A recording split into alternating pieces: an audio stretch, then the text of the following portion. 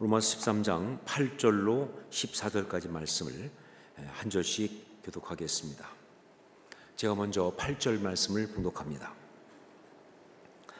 피차 사랑의 빛 외에는 아무에게든지 아무 빛도 지지 말라. 남을 사랑하는 자는 율법을 다 이루었느니라. 간음하지 말라, 살인하지 말라, 도둑질하지 말라, 탐내지 말라 한 것과 그 외에 다른 계명이 있을지라도 내 이웃을 내 자신과 같이 사랑하라 하신 그 말씀 가운데 다 들었느니라. 사랑은 이웃에게 악을 행하지 아니하나니 그러므로 사랑은 율법의 완성이니라.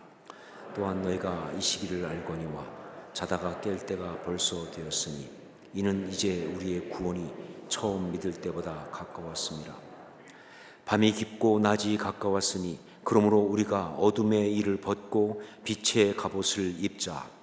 낮에와 같이 단정히 행하고 방탕하거나 술 취하지 말며 음란하거나 호색하지 말며 다투거나 시기하지 말고 함께 읽습니다. 오직 주 예수 그리스도로 옷 입고 정욕을 위하여 육신의 일을 도모하지 말라. 아멘. 마태복음 22장에 보면 바리새인들과 사두개인들 등등 당시 종교인들이 예수님을 시험하는 이야기가 아주 집중적으로 나오고 있습니다. 한마디로 하면 시쳇말로 개나 소나 다 나와서 예수님을 한번 꺾어보겠다고 그렇게 도전하는 그야말로 시험하기 퍼레이드가 펼쳐지고 있는 그런 것이 바로 마태복음 22장입니다. 자, 그런데 그 중에 결정적인 것은 어떤 거냐? 다른 사람들이 다 와서 덤볐다가 다 무참히 깨졌다는 소식을 듣고 이제 그쪽 진영에서 나름 최고수인 율법사 하나가 나와서 마지막 선수로 나와서 필살기를 날린 그 이야기입니다. 근데 그때 그 날린 필살기가 뭐냐? 바로 율법 중에서 어느 계명이 크니까? 라는 질문이었어요. 예수님께 묻기를 율법 중에서 어느 계명이 크니까? 하면서 예수님을 시험한 겁니다. 이 질문은 그야말로 간교한 수수를 감춰둔 아주 교활한 질문이에요. 우선 율법이 얼마나 많습니까? 근데 그 중에서 어느 계명이 가장 크냐라고 하는 것은 대답하기가 상당히 어렵다. 참 대답하기 어려운 질문을 던진 거예요. 자, 그런데 그것보다도 더 무서운, 더 교활한 건 바로 뭐냐? 예수님이 그 중에서 어떤 한 가지를 대답했다 치면 그러면 뭐예요? 다른 것을 가지고 이건 왜 중요하지 않느냐라고 공격할 준비를 하고 있다는 거죠. 그러니까 율법이라는 것은 다 중요한 거니까 이 중에 어떤 걸 고르면 그러면 이건 왜 안 중요하냐? 이건 왜 그러면 이거에 비해서 중요하지 않은 것이냐라고 공격할 수 있는 그런 어떤 노림수가 있는 그런 질문이에요. 자, 그런데 그때 그 율법사의 공격을 한마디로 잠재워 버리신 놀라운 말씀이 예수님으로부터 나왔습니다. 시험하는 자가 더 이상 어떻게 말할 수 없게 만드시는 아주 결정타와 같은 말씀이 나온 거예요. 그것이 바로 마태복음 22장 37절로 40절에 나오는 말씀입니다. 우리 같이 함께 읽도록 하겠습니다. 예수께서 이르시되 내 마음을 다하고 목숨을 다하고 뜻을 다하여 주 너희 하나님을 사랑하라 하셨으니 이것이 크고 첫째 되는 계명이요 둘째도 그와 같으니 내 이웃을 내 자신과 같이 사랑하라 하셨으니 이 두 계명이 온 율법과 선지자의 강령이니라. 예, 가장 큰 계명을 한 가지를 말씀하셨어요. 그런 놀랍게도 이 말씀하신 것은요 다른 모든 계명들을 다 통합하는 그러한 그 한 가지였다는 거죠. 그것이 무엇인가? 그것이 바로 사랑이라고 하는 겁니다. 사랑, 하나님을 사랑하고 이웃을 사랑하는 것. 바로 이 사랑이라는 한마디로 그 시험하는 자의 그 교활한 공격을 끝장내버리신 그러신 거예요. 자, 그런데 여러분 이 주님이 대답하신 이것은 굉장히 중요합니다. 왜냐하면요 이것은 예수님께서 공생의 가운데 대적들에게 많은 공격을 받고 그것을 오히려 통쾌하게 이기신 그 이야기 가운데 하나가 이것이 아니기 때문에 그래요. 단지 그냥 많은 공격받았을 때 그걸 이겨내신 어떤 통쾌한 이야기 가운데 하나가 아니고요. 바로 이것은요 예수님의 그 많은 가르침의 핵심, 즉 복음의 핵심, 참 신앙인의 삶의 핵심 메시지를 말씀하신 것이기 때문에 중요한 것이다. 그러니까 그 율법사의 공격이 바로 뭐예요? 그 시험하는 자의 공격이 바로 뭐냐면 그 어떤 핵심을 파고 들어온 공격이었잖아요. 가장 큰 계명은 무엇이냐? 핵심을 파고 들어온 공격을 해왔기 때문에 그것에 대한 주님의 대답은 바로 뭐냐? 예수님의 말씀의 핵심이었다는 거죠. 이것이 얼마나 중요한 핵심인가 하는 것은요, 이게 공관복음인 마태, 마가, 누가복음에 다 나와요. 그런데 그뿐 아니라 이 말씀이 요한복음에서는 또 색다르게 소개되고 있다는 것, 이걸 보면 알 수가 있다. 이 말씀이 공관복음엔 다 나와요. 마태, 마가, 누가엔 다 나오는데, 그런데 사랑의 사도라고 하는 요한 사도가 쓴 요한복음에는 나오질 않아요. 직접적으로는. 이게 사랑 이야기인데 사랑의 사도인 요한복음에는 이게 직접적으로 안 나와요. 근데 여러분, 사실은 나옵니다. 안 나오는 게 아니에요. 어떻게 나오느냐? 훨씬 더 깊이 강조된 그런 내용으로 나와요. 그것이 바로 유명한 새 계명입니다. 새 계명. 요한복음 13장 34절로 35절 말씀을 함께 읽겠습니다. 같이 읽습니다. 새 계명을 너에게 주노니 서로 사랑하라. 내가 너희를 사랑한 것 같이 너희도 서로 사랑하라. 너희가 서로 사랑하면 이로써 모든 사람이 너희가 내 제자인 줄 알리라. 최후의 만찬에서 예수님께서 유언처럼 남기신 말씀이에요. 그런데 당시 제자들에게 유언처럼 말씀을 남긴 데다가, 그런데 더군다나 뭐예요? 그냥 말씀하신 것이 아니라 새 계명을 너희에게 주노니 라고 하는 그런 표현을 쓰면서, 그러니까 정말 이것은요, 우리 주님께서 당신의 사람들에게 남기신 그 말씀의 핵심 가운데 핵심인 거예요. 자, 그러니까 이렇게 추론할 수 있습니다. 그날 그 율법사에게 말씀하신 사랑이라고 하는 이 말씀은요, 그냥 대적들이 공격해 올 때 그걸 이기기 위해서 주님이 한번 던지고 마는 그런 말씀이 아니었다는 거예요. 이건 바로 우리 주님의 이 말씀 가운데 늘 존재하는, 우리 주님의 가르침의 핵심이 되는 일관된 그런 말씀이었던 거예요. 그리고 이것은요, 주님의 제자들에게는 마지막에 어떤 식으로 각인되었느냐? 우리 주님이 남기신 새 계명으로, 우리 주님이 남기신 유언 같은 새 계명으로 그렇게 각인된 말씀이었다, 그런 이야기죠. 바로 그런 흐름 속에서 바울 사도는 로마서 오늘 말씀을 쓰고 있는 겁니다. 로마에 있는 성도들에게 참된 그리스도인으로 어떻게 살아야 하는가 하는 그 권면을 하면서 사도 바울은요, 주님께 받은 가장 중요한 핵심을 지금 이야기하고 있는 거예요. 우리 8절 말씀을 함께 읽겠습니다. 8절 같이 읽습니다. 비차 사랑의 빛 외에는 아무에게든지 아무 빚도 지지 말라. 남을 사랑하는 자는 율법을 다 이루었느니라. 여러분, 이 빚진다라는 말, 이 말은 헬라어로 오페일로라는 말인데, 그런데 이 오페일로라는 단어, 이것은요, 빚진다는 것도 있지만 또 어떤 것이 있느냐? 죄를 짓는다는 뜻도 있어요. 그래서 죄 중에, 죄를 말하는 단어 중에 오페일레마 이런 말이 있잖아요. 죄를 짓는다는 것이 있어요. 자, 그렇기 때문에 사랑의 빛이라고 하는 이것은요, 굉장히 파격적 표현입니다. 왜냐하면요, 사랑이라고 하는 아주 좋은 단어에다가 빚진다고 하는 아주 나쁜 단어를 붙였으니까 굉장히 파격적인 거예요. 둘이 서로 붙기가 어려운 건데 이렇게 붙이는 어떤 그런 기법을 쓰고 있는 거예요. 요즘도 그런 게 많죠. 요즘 특별히 더 많은 것 같아요. 그 중에 뭐 예를 든다면 맛깡패 이런 말이 있어요. 맛은 좋은 말이잖아요, 그렇죠? 깡패는 나쁜 말이잖아요. 그런데 이걸 붙여가지고 너무 맛있어가지고 어떻게 감당이 안 되는, 이렇게 말하는 거예요. 그 다음에 또 비주얼 깡패 이런 말이 있어요. 비주얼은 잘생겼다는 이야기죠, 그렇죠? 근데 깡패는 아니잖아요. 근데 이걸 붙여가지고 너무 잘생겨가지고 감당이 안 된다. 뭐 우리하고 상관이 없는 이야기니까 뭐 이런 식으로 표현하는 그런 표현들이 나와요. 여기 마찬가지입니다. 그러니까 여기에서 사도 바울은요, 이 사랑의 빚을 지어야 한다. 다른 빚은 지지 말고 사랑의 빚만 져야 한다. 이런 표현을 통해서 사랑을 그만큼 강조하고 있는 거예요. 그렇습니다. 사랑 그 하나로 율법을 다 이루었다는 것은요, 바로 바울 사도가 받고 이해한 우리 주님의 말씀이에요. 바울이 받은 말씀, 바울이 이해한 주의 말씀 바로 뭐냐? 야, 이거예요. 우리 주님의 말씀의 핵심, 복음의 핵심 바로 이거예요. 이 하나면 된다는 겁니다. 이 복잡한 세상에서, 이 복잡한 인간관계 속에서 정말 어떻게 할지 모르고 어떻게 해서 하는 것이 바른 것인지 헷갈릴 수 있는데, 그런데 그 가운데 정말 우리가 그리스도인답게 아름답게 살아갈 수 있는 핵심이 하나 있다고 한다면, 그것이 바로 사랑, 이거라는 거예요.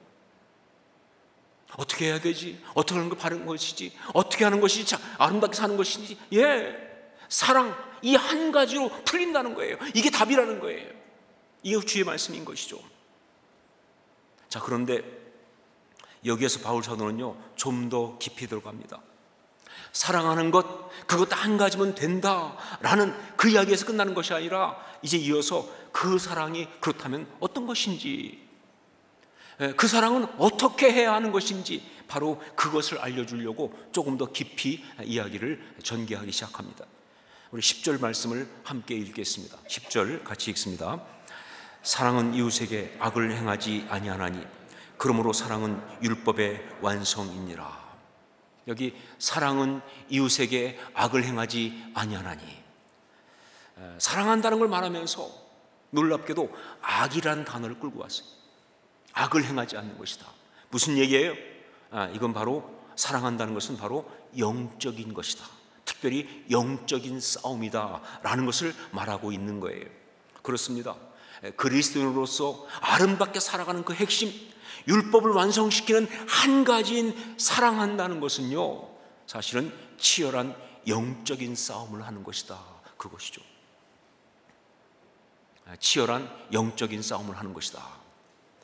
얼마 전에 야당의 당대표로 젊은 사람이 뽑히면서 취임식 할 때 취임사를 했는데, 젊은 사람답게 그랬는지 아주 파격적으로 유행가 가사를 가지고 취임사를 한 적이 있었습니다. 그래서 유명해진 그런 유행가가 있어요. 그게 뭐냐면 임재범이라고 하는 사람이 부른 너를 위해라는 노래였습니다. 가요로서는 훌륭한지 모르겠어요. 하지만 정서는 그렇게 건강하지 않은 그러한 노래입니다. 특별히 그 취임식에서 인용했던 부분이 내 거친 생각과 불안한 눈빛과 그걸 지켜보는 너, 그건 아마도 전쟁 같은 사랑이라는 부분, 이거는요 진짜 그 자체가 느낌이 팍팍 온다. 어떤 느낌? 불안한 느낌이 온다. 그냥 가사만 봐도 불안해. 그렇잖아요. 막 치열하게 그냥 서로 갈등하고 싸우고 이런 느낌이 들잖아요. 그렇죠? 개인적으로 볼 때 좋은 노래는 아니다. 왜? 마음을 힘들게 하니까. 노래가 행복하게 만들어야지 이렇게 힘들게 하면 되겠어요. 그렇죠? 자, 그런데 이 중에서 정말 맞는 말 한마디가 있어요. 물론 그 노래에서는 그런 뜻으로 안 쓰였겠지만 제가 볼 때 그 표현 자체는 기가 막힌 중요한 표현이 하나 있어요. 그게 바로 뭐냐? 전쟁 같은 사랑이에요. 그렇습니다. 사랑한다는 것은 전쟁하는 것과 같습니다. 사랑한다는 것은 전쟁하는 것과 같아요. 쉬운 사랑, 편안한 사랑, 그건 어쩌면 진짜 사랑이 아니다 하는 것이죠.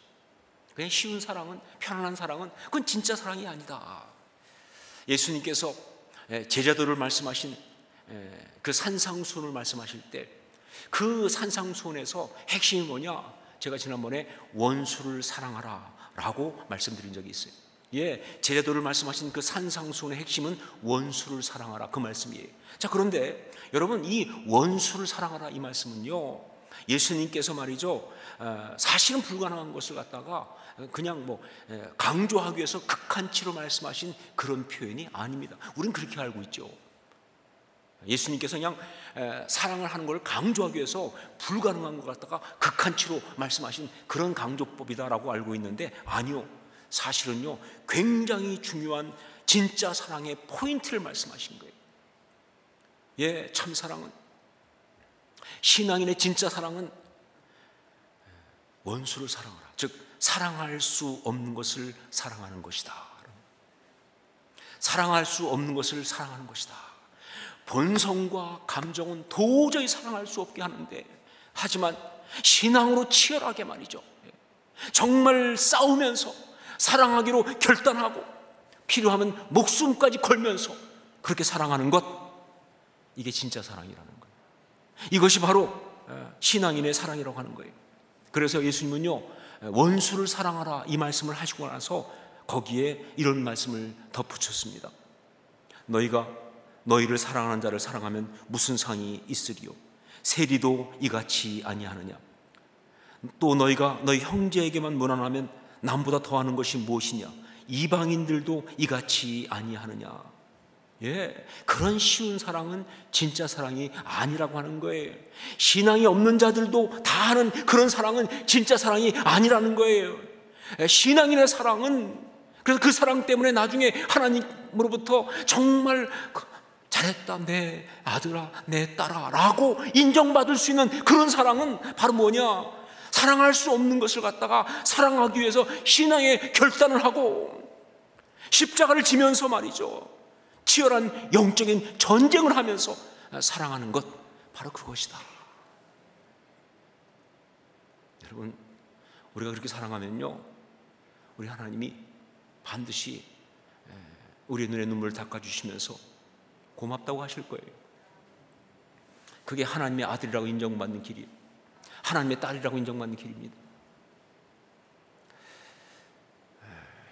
그러면서 오늘 말씀에서 바울 사도는요, 우리가 지금 이런 전쟁 같은 사랑, 이런 사랑을 해야 되는 특별한 이유 한 가지를 또 이야기하고 있습니다. 왜 우리는 그런 사랑을 해야 되느냐? 왜 그렇게 치열한 사랑을 해야 되느냐? 왜 이렇게 전쟁 같은 그런 싸움을 하며 사랑을 해야 되느냐? 그 이유를 또한 말하고 있습니다. 11절 말씀을 함께 읽겠습니다. 11절 같이 읽습니다. 또한 너희가 이 시기를 알거니와 자다가 깰 때가 벌써 되었으니 이는 이제 우리의 구원이 처음 믿을 때보다 가까웠음이라. 종말론적인 선포입니다. 지금이 바로 종말론적인 상황이라는 거예요. 자, 그런데 여러분, 성경을 보면서 이런 종말론적이라는 어떤 것이 나올 때, 여러분, 이건 절대로 시간적으로 주님 다시 오실 때가 가까웠다 하는 의미를 강조하는 것만이 아니에요. 그것보다 훨씬 강조하고 있는 게 뭐냐? 그러니까 지금은 치열한 영적 전쟁의 시간이라는 걸 더 강조하고 있어요. 그러니까 종말론적인 얘기 나올 때마다 때가 다 되었다, 이제 깰 때가 되었다, 주님 다시 오실 때가 되었다, 이 말은요, 시간적으로 주님 다시 오실 시간이 가까웠다는 시간적인 어떤 강조보다는요, 그러니까 지금이 어떤 때냐? 치열한 영적 전쟁, 우리의 악한 것들과 피 흘리며 목숨을 걸고 싸워야 하는 그런 시간들이다라는 것을 강조하고 있는 거예요. 마치 뭐가 같으냐면요, 운동 경기 할 때 마지막 끝나기 얼마 전 가장 치열하잖아요, 승부가. 왜? 그때 지면 끝나버리니까, 대적들도 다 공격하니까 말이죠. 바로 그때라는 거예요. 그런 시간이라는 거예요. 바로 그렇기 때문에, 지금이 그런 시간이기 때문에 우리는 전쟁 같은 사랑을 해야 한다. 사랑하기 위해서 치열한 싸움을 해야 한다. 왜냐하면 지켜야 할 것을 지켜야 하니까. 지켜야 할 것 지켜야 하니까. 그걸 위해서 목숨을 걸고 그런 전쟁 같은 사랑을 우리는 해야 한다. 그런 이야기예요. 여러분, 이 세상을 살아가면서 제일 쉽게 사는 것이 뭔지 아세요? 이런 건 가르쳐주면 안 되는데 그래도 말씀을 위해서 가르쳐드립니다. 그대로 하지 마세요, 절대로. 이 세상을 살아가면서 제일 쉽게 사는 게 뭐냐? 그건 미워할 사람은 미워하고, 싫은 사람 싫어하고, 마음에 안 드는 기분 나쁜 사람은 갈등하지 않고 욕하고, 보기 싫은 사람 안 보고, 다만 마음에 드는 사람하고만 교제하고, 그리고 살아가는 것. 그런데 마음에 드는 것들이 없다, 그러면 그냥 혼자 사는 것. 여러분, 이게 제일 쉬운 인생이에요. 정말 많은 사람이 그렇게 살아갑니다. 이건 성경에 나온 표현대로 넓고 편한 길이에요. 자, 그런데 이건 가장 확실하게 망하는 길입니다. 인생이 가장 확실하게 망하는 길이에요. 멸망의 길이에요. 여러분, 우리는 그 길을 갈 수가 없어요. 우리는 주님의 사람이니까 그런 넓은 길을 가서는 안 된다 그 말입니다. 예, 좁은 길로 가야 되는 거예요. 힘들어도 어려워도 좁은 길로 가야 합니다. 그런데 그 좁은 길을 가는 것 중에 중요한 게 바로 뭐냐? 이거예요. 소중한 것을 지키기 위하여 전쟁 같은 사랑을 하는 것, 그겁니다. 다른 어떤 것보다 좁은 길을 간다는 것, 소중한 사람을 지키기 위해서, 소중한 걸 지키기 위해서 전쟁 같은 사랑을 하는 것, 바로 그겁니다. 자, 어떻게 해야 할까요? 솔직히 자신이 없습니다. 예, 제가 설교 준비하면서 이 부분에서 진도가 안 나가더라고요. 이거 어떻게 하면 할 수 있을까 과연? 아니, 원수를 사랑하라, 그거 불가능하다고 생각하는 입장에서 본다면 이런 사랑한다는 거, 그거 불가능하다. 제가 저를 아니까 이거 불가능한데, 아니 어떻게 이렇게 할 수 있습니까? 어떻게 해야 합니까? 정말 고민스럽더라고요. 자, 그런데 그 대답을 바울 사도는요, 오늘 말씀에서 비유 같은데 비유 아닌 말씀으로, 꼭 비유처럼 보이는데 사실은 비유가 아닌 말씀으로 그렇게 주고 있습니다. 우리 14절 말씀을 함께 읽겠습니다. 14절 같이 읽습니다. 오직 주 예수 그리스도로 옷 입고 정욕을 위하여 육신의 일을 도모하지 말라. 오직 주 예수 그리스도로 옷 입고, 오직, 다른 거 없어요. 주 예수 그리스도로 옷 입는 거, 그것뿐이라는 거예요. 그런데 여러분, 여기서 나온 이 주 예수 그리스도로 옷 입는다는 거요, 비유 맞아요. 하지만 비유 아닙니다. 비유처럼 보이지만 비유 아니에요. 진짜 영적으로 우리가 예수 그리스도로 옷을 입을 수 있고 입어야 하는 거예요. 예. 여러분, 우리 본성 여전히 죄 가운데 있습니다. 나의 마음은요, 사랑할 수 없는 사람은 절대 사랑 못해요.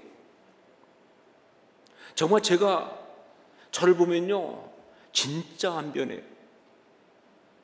아니, 지금 몇십 년째인데도 옛날에 그 본성 그냥 갖고 있어요. 여전히 이기적입니다. 여전히 꼬였어요. 그냥 나 섭섭하게 한 사람은 용납이 안 돼.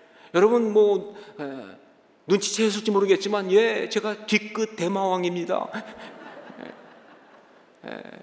뭐 아닌 척하지요. 하지만 결국은 뭐예요? 나는 뭐 진짜 내게 상처 주면 2배로 갚아줘도 직성이 안 풀려. 본성이 너무 나빠요. 악한 게 너무 많아. 너무 사실은 육체적이고 너무 추합니다. 사실은요, 욕심이 강한 사람이에요. 그런데 여러분, 이런 나지만, 예수 믿어도 잘 안 변하는 나지만, 본성은 안 바뀌고 있는 것 인정할 수밖에 없지만, 그러나 이런 나라 할지라도 예수 그리스도로 옷 입으면 우리는 그 치열한 전쟁 같은 사랑을 할 수가 있는 거예요. 찰리 채플린이라고 하는 사람 이야기가 있습니다. 아시죠? 찰리 채플린, 모던 타임스라고 하는 영화도 만들고 하여간 유명한 진짜 배우 코미디언 중에 뭐 전설 같은 사람이죠.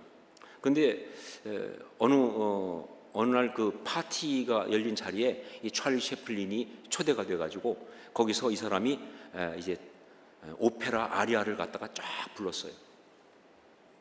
그래서 사람들이 깜짝 놀란 거예요. 그래서 이제 끝나고 난 다음에 사람들이 와가지고 이 찰리 채플린한테, 아니, 연기는 잘하는 줄 알았지만 노래까지 그렇게 잘하는 줄 몰랐다. 그랬더니 그때 찰리 채플린이 한 얘기가 뭐냐, 나는 노래 못한다고. 사실은 다만 카루소의 연기를 했을 뿐이다. 자기는 카루소라는 당대 최고의 가수의 연기를 했을 뿐이다. 그냥 뭐 웃자고 만든 이야기겠죠. 그래서 저는요, 이 메시지를 항상 생각합니다. 그래요, 우리 본성은 여전히 아니지만, 여전히 우리는 정말 육적이고 세상적이고 이기적이지만, 그래도 우리가 우리 주님 정말 사랑하면서 우리 주님 예수 그리스도를 흉내를 낸다면, 어쩌면 우리는 정말 그래도 괜찮은 그리스도인이 될 수 있지 않을까. 참 본성은 아니지만, 정말 안 바뀌지만, 그러나 예수님이 흉내를 낸다면 어쩌면 우리가 정말 그리스도인다운 삶을 살 수 있지 않을까? 우리 주 예수 그리스도로 옷 입는다는 것, 바로 이겁니다. 자, 그런데 저는 여기서 문득 이런 생각이 들었습니다. 우리 주 예수 그리스도로 옷 입는 것, 결국 이걸 영어로 표현하면 어떻게 되느냐? The fashion of the Christ. 그렇죠? The fashion of the Christ. 그런데 The fashion of the Christ라는 말을 하고 보니까 탁 떠오르는 게 있어요. 바로 뭐예요? The passion of the Christ. 너무 비슷하잖아요, 그렇죠? The passion of the Christ. 그리스도의 순환. 말장난처럼 보일지 모르겠지만 정말 저에겐 강한 감동을 다가왔습니다. 그렇다. 그리스도로 옷 입는 것은 바로 그리스도의 고난, 그 십자가에 동참하는 것을 의미한다 하는 것이죠. 그리스도로 옷 입는다는 것은 The fashion of the Christ. 그리스도로 옷 입는다는 것은 그리스도의 그 고난, The passion of the Christ. 그 십자가에 동참하는 것을 말하는 것이다. 여러분, 그렇습니다. 십자가 능력 아니고는요, 우리는 절대로 원수를 사랑할 수 없어요. 우리의 본성을 거슬러가며 사랑할 수가 없는 거예요. 그러나 예수 그리스도의 그 십자가에 우리가 함께 죽고 그리고 살아난다면, 수없이 말씀드렸죠. 이거는 그냥 비유가 아니라고, 이건 실제라고. 예수 그리스도와 연합하여 우리가 주님과 함께 십자가에 죽고 다시 살아난다면, 그래서 그 능력이 우리를 붙드시면 우리 할 수 있다 그 말입니다. 예, 우리는 할 수 있어요. 예, 용서할 수 있어요. 예, 우리는 기다릴 수 있어요. 예, 정말 못 기다리는 사람이에요. 저도 용서 못하는 사람이죠, 우리. 하지만 용서할 수 있어요. 우리는 기다릴 수 있어요. 우리는 품을 수 있어요. 우리는 섬길 수 있습니다. 끝까지.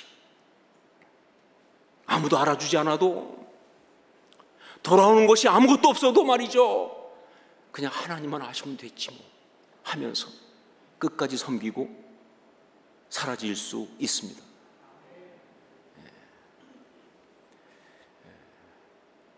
예, 이것이 바로 그리스도로 옷 입는 거예요. 오늘 말씀은 어거스틴의 회심 이야기에 나오는 유명한 말씀입니다. 여러분 들어보신 분이 많이 있을 거예요. 교회사의 가장, 바울 이후 가장 뛰어난 신앙의 사람인 어거스틴의 회심 이야기. 그가 방황하던 시절에 그의 친구 집 정원에서 막 고민하고 기도하고 있었는데, 그때 갑자기 아이들 노래소리 좀 들려온 것이 바로 뭐냐? 톨레 레게 톨레 레게, 집어 읽으라 집어 읽으라. 그래서 그는 집 안으로 들어가서 보니까 거기에 그의 친구가 읽기 위해 펴놓은 성경책이 있었는데, 그거를 집어 딱 보니까 거기 말씀이 바로 로마서 13장 13절 14절 말씀. 낮에와 같이 단정히 행하고 방탕하거나 술 취하지 말며 음란하거나 호색하지 말며 다투거나 시기하지 말고 오직 주 예수 그리스도로 옷 입고 정욕을 위하여 육신의 일을 도모하지 말라. 이 말씀을 읽으면서 그야말로 그가 꼬꾸라졌어요. 자, 그런데 여러분, 이 어거스틴의 회심 이야기를 보면서 우리는 보통 이렇게 생각합니다. 그때 어거스틴의 회심이니까 어거스틴이 처음으로 예수를 믿게 되었다라고 생각을 해요. 근데 그거 아니거든요. 그날 어거스틴이 처음 예수 믿은 게 아니에요. 이미 어거스틴은 믿고 있었습니다. 예, 그 이전에 어머니 모니카의 영향도 있지만 암브로시우스 같은 사람을 통해서 예수를 만났어요. 예수님을 믿었어요. 복음을 들었어요. 다만 어떤 상태냐? 예수 그리스도를 온전히 인격적으로 경험하지 못하고 있었다. 그래서 여전히 갈등이 많고 고민이 많았던 거예요. 그러니까 그 정원에 가서 그날 보면요, 그 어거스틴의 고백록에 나오지만 거기서 그가 어떻게 되느냐? 어느 때까지입니까? 어느 때까지입니까? 얼마나 기다려야 합니까? 이러면서 막 부르셨거든요. 아직 예수 그리스도를 인격적으로 만나지 못해가지고 말이죠. 자, 그러다가 바로 그날 이 말씀 가운데서 예수님을 인격적으로 체험한 거예요. 그 순간 빛이 그의 어두운 내면으로 비추어 들어오면서 참된 평강을 그가 체험하게 된 그런 역사를 말하는 거예요. 자, 여기 중요한 포인트. 그렇기 때문에 예수 그리스도로 옷 입는 것은요, 그분을 인격적으로 만나는 걸 말합니다. 예수 그리스도로 옷 입는다는 거 하는 것은요, 그분을 인격적으로 만나는 거예요. 그러면서 그 십자가 사랑을 온전히 체험하고, 인격적으로 만나야 그 십자가 사랑을 체험하잖아요. 그리고 그 능력을 힘입게 되는 거예요. 그러면서 말씀에 나온 대로 빛의 갑옷을 입고, 어둠의 일을 벗어버리고 빛의 갑옷을 입자. 빛의 갑옷을 입고 그는 바로 그 전쟁 같은 사랑을 온전히 감당할 수가 있게 되는 것이다. 사랑하는 여러분, 주의 권면으로, 주의 말씀으로 권면드립니다. 정말 아름다운 그리스도인으로 살아가기를 원하십니까? 그렇다면 오직 주 예수 그리스도로 옷 입으십시오. 다른 거 없어요. 오직 주 예수 그리스도로 옷 입으십시오. 그러면요, 여러분, 어떤 본성이든지, 아무리 꼬인 성격, 아무리 일그러진 마음, 그런 것이든지, 어떤 과거든지, 어떤 아픈 이야기든지, 어떤 치명적인 어떤 그런 어떤 낙인과 같은 그런 이야기를 갖고 있든지 상관없이, 지금 어떤 상황에 있든 상관없이 예수 그리스도로 옷 입는 순간, 그곳으로 우리는 정말 아름다운 그리스도인으로 살아갈 수 있다고 믿습니다. 여러분, 다시 말합니다. 우리 주 예수 그리스도로 옷 입으십시오. 기도하겠습니다.